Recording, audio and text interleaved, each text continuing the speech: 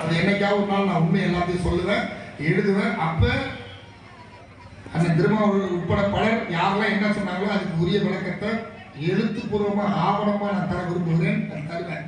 இப்ப பேசினா சரியான ஒரு தருணமாக இருக்காது என்று நான் சொல்லி நான் ஒவ்வொரு முறையும் தவிர்த்து வந்திருக்கிறேன். ஆனால் தனிப்பட்ட முறையில் பேச வந்து சொல்லியிருக்கேன். அப்போ நான் 1700 சொச்ச ஓட்டு 2011 வாங்கினேன்.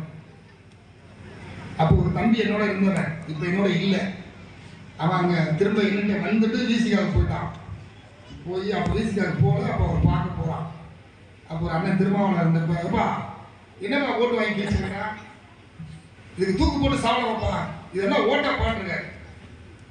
அமைதியாக இருந்துட்டு இதுக்கு ஏன் இவ்வளோ இது பண்ணாலும் ஒரு பேச்சு பேசுங்க. அவன் ஒன்றுமே சொல்ல சிரிச்சுக்கிட்டு, அண்ணே ஒரு தொகுதியில் 2000 ஓட்டு நெருக்கினேன்.